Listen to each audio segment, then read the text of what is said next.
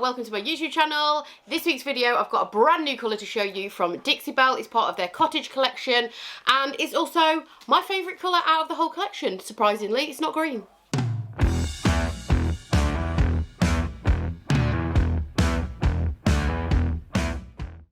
So my original plan for this was to actually strip it and just give it a paint wash so that you could see the exposed wood, and it was going to be really quick and easy. And I think I jinxed myself because I started sanding the top. I even got the big guns out and got the orbital sander, which is an absolute beast, and just started trying to get through that original finish on the top, and it was looking really patchy, which is what it can do when you first start sanding something. But I kept going and going and going, and it just wasn't becoming less patchy. So I've been sanding for what feels like eternity. Reality, it's been 20 minutes. That's long enough for me because the rest of the table's got to be sanded as well. It's not even looking that nice. So I'm going to show you a good trick of what it would look like. Phone's going off in the background, it's craziness. What it would look like if I was to leave it as it is and put either a paint wash or a top coat, a water-based top coat on it as it is. So I'm just going to take off most of the dust that's been caused by the sander being in beast mode. And you can see, can you see? It's not looking great. It's looking really patchy actually. So what I'm going to do is spray some tap water. This is just tap water in here in a continuous mister. I'm going to spray this on here, and then I'm going to show you how that would look if I was to put, say, a colour wash or a water-based top coat on it, just to gauge what steps I'm going to do next. This angle shows the patchiness slightly better. So there's pale areas, there's darker areas. I probably could carry on sanding, but I'll be honest, it should have come up all right by now. So I'm just going to spray some water on it and show you what it's going to look like if I was to put a water-based top coat or a paint wash on it. Okay, so that's had water sprayed on it, and you can see that it's really only emphasising the patchiness. So there's two options: keep sanding, see what happens, or paint it. So I decided to paint it. Now, as you can see, I did go back in with the sander, but that's because I hadn't touched the rest of the piece. I just gave it a scuff sand all over, and I also did expose some of the wood all the way back to the bare finish on the legs as well, because I'm gonna still use some of the wood grain and do kind of like a paint wash with some of the wood exposed. So I used a brand new colour from Dixie Belle Paint called Cottage Door, which is a salmon pink kind of corally colour. And I've also, as you can see, added quite a lot of water in there for my first coat.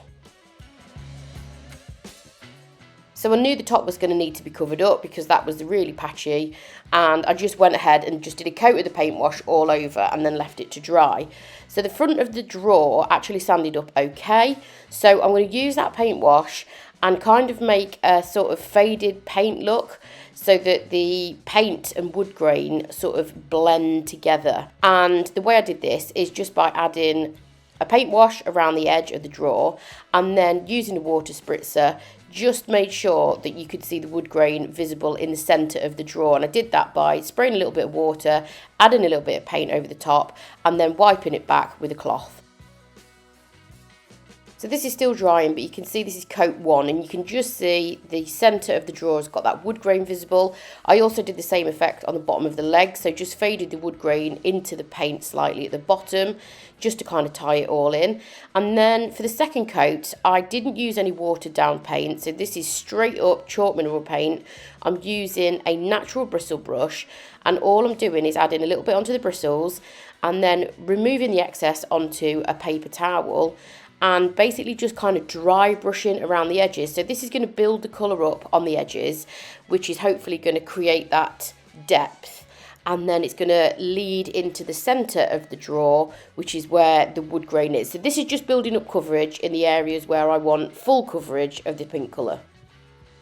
And you can see I'm working in sort of small areas and then going back over the top of it. It's much easier to add to your paint than to go in too heavy-handed and then try and take it away. So I'm just building up the coverage really, really slowly in the areas that I want it, making sure the placement looks okay, not going too heavy-handed with the amount of product on my brush, just using quite a dry brush and just building up the coverage that way.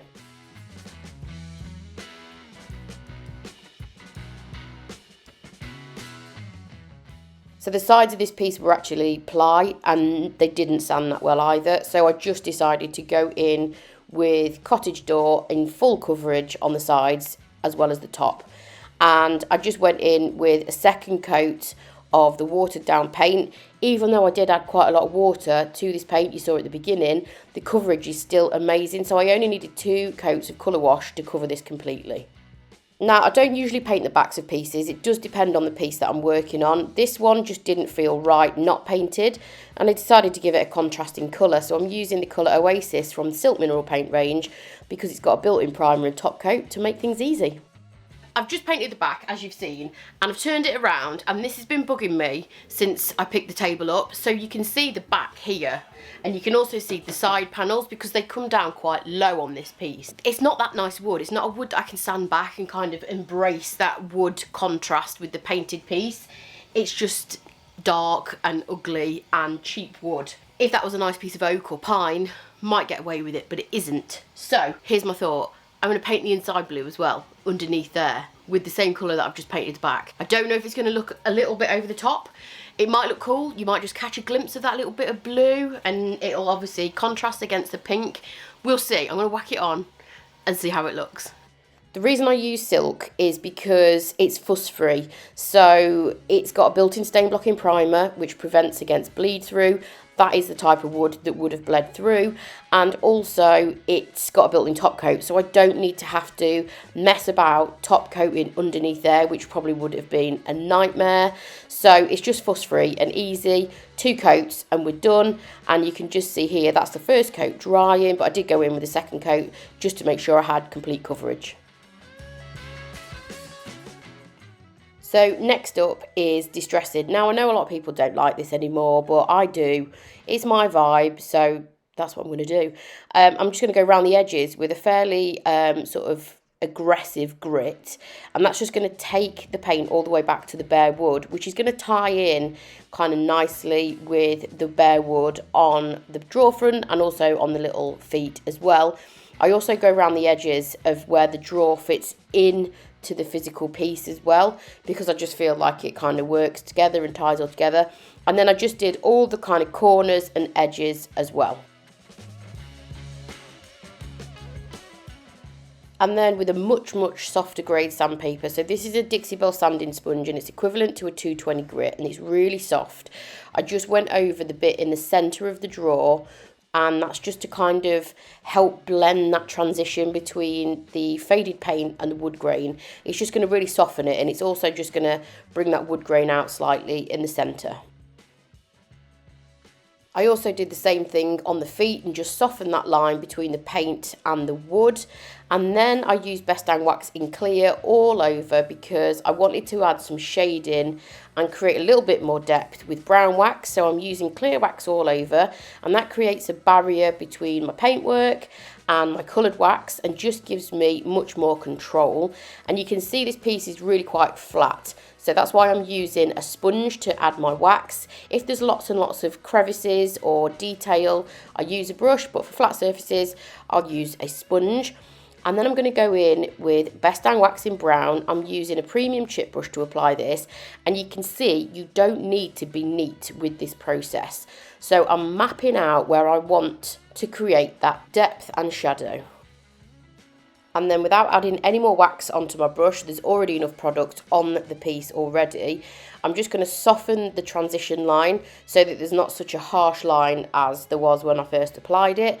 And that's just going to feather it into the kind of paintwork and give a really nice kind of soft line. The other thing you can do as well to soften that, if you did want to pull any excess back, is I always go back in with my original sponge that I used to add the clear wax, and then it just softens it again. And you can pull any brown wax back with this. You can use it as an eraser if you want. So if you've added brown wax somewhere where you don't want it, or you've gone in a little bit heavy-handed, you can just pull it back with this. And again, I did the same effect on the side. I just created a kind of framework with my brown wax first, and then kind of softened that using the brush without adding any more wax onto it, just softened the line, and then went in with the sponge and just pulled it back a little bit, and that just creates a nice shadow. And same for the top. Obviously, I don't want to leave any bits where I haven't put brown wax because it wouldn't look right. It would just look a bit strange. So again, it's exactly the same technique on the top. I'm just showing you kind of the different angles because I always concentrate on the front of a piece. But I'm just showing you how I did the top of this as well. So again, created the frame and then just kind of softened it with the sponge. And then when you've waxed your piece, this was actually the next day, but when you've waxed your piece, normally wait about half an hour. You can wait longer, but generally speaking, about half an hour. Just get a nice, soft, lint-free cloth and buff the excess off, which will give you that nice sheen. I also put Big Mama's butter on the inside of the drawer, but my camera cut off halfway through filming and I didn't realise. But here's a picture to prove that I did finish it. Here's a little close-up of the shading I created with the brown wax, and here's the finished piece. As always, thank you for watching the video. It's much appreciated. I hope you enjoyed it. Make sure you hit the subscribe button and I will catch you next time. Bye!